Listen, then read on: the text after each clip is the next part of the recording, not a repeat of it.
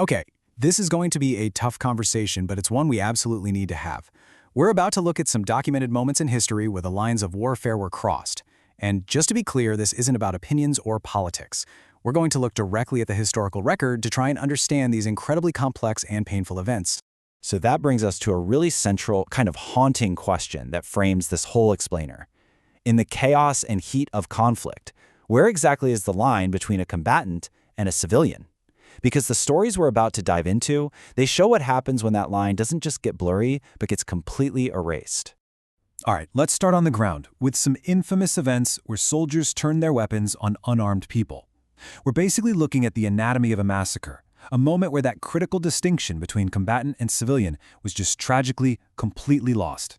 So, our first case takes us to My Lai Village in Vietnam. And that name, My Lai, it's become infamous, really, a shorthand for one of the darkest days in modern military history. It was March 16, 1968, when U.S. soldiers from Charlie Company went into this small village, and the orders were chilling. Basically, destroy everything. And what happened next? Well, it wasn't a battle. It was a slaughter. We're talking about as many as 504 unarmed civilians, systematically killed. Most of them were women, children, and elderly men.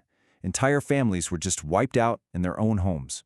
You know, numbers can feel abstract. The real horror of that day comes through in the words of a survivor. Everyone in my family was killed. They threw me into a ditch full of dead bodies. I was covered with blood and brains.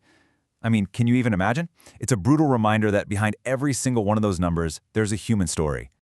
And here's where it gets even darker. This slide shows you the massive gap between the official story and what actually happened. The first report that came out, it claimed a huge victory, 128 enemy fighters killed. But the reality was the massacre of over 500 unarmed people. The only reason we know the truth is because some soldiers had a conscience and spoke up, and investigative journalists did their job and dug into it. You might hope that My Lai was a one-off, a terrible, isolated incident. But it wasn't. Fast forward a few decades to Haditha, Iraq. A different war, a different place, but a tragically similar pattern was about to unfold.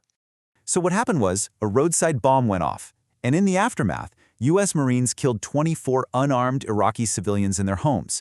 And just like in My Lai, the victims included women and children, some as young as 1 year old.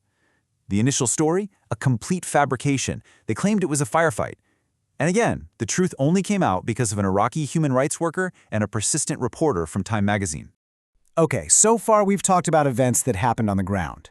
But what happens when the violence isn't just a breakdown in discipline? What if it's actually part of official policy? Let's look at how orders from the top can lead to absolute devastation. Take this, for example. During the Philippine-American War, a general, Jacob H. Smith, gave one of the most shocking orders you'll ever hear. I want no prisoners. I wish you to kill and burn. Kill everyone over the age of 10. I mean, that's not ambiguous. That is a direct command to kill civilians, a complete shredding of the laws of war. So, what was the point of an order like that? The goal was to turn the entire island of Samar into what they called a howling wilderness. It was about crushing any and all resistance by just obliterating everything. It's collective punishment on an absolutely massive scale. Now, let's jump back to Vietnam. Here, a different kind of policy led to a similarly horrifying outcome. See, there was this intense pressure from command to produce a high body count as the main measure of success.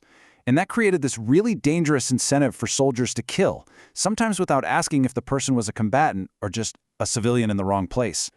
A perfect and horrifying example of this is Operation Speedy Express. The official numbers looked incredible. Almost 11,000 enemy killed in just a few months. On paper, it was a massive success. But then you look at this next number. This is what tells the real story. Out of those 11,000 supposed enemy dead, they only found 750 weapons. So, what does that tell you? The implication is absolutely chilling. Thousands upon thousands of unarmed people were likely killed and just counted as enemy to make the numbers look good. So, after the violence stops, what comes next? Well, often it's a huge struggle for the truth. This is about the battle between the official cover-ups and the few people with a conscience who are brave enough to expose what really happened. And there's no better example of this struggle than the Abu Ghraib prison scandal in Iraq. When those photos came out, the ones showing the abuse of prisoners, they shocked the entire world. But those pictures, they were just the tip of the iceberg. Right away, the official line was, oh, this was just a few rogue soldiers, a couple of bad apples. But then, documents started to leak. Documents that became known as the torture memos. And they told a very, very different story. They showed that these brutal techniques were actually authorized from the very top.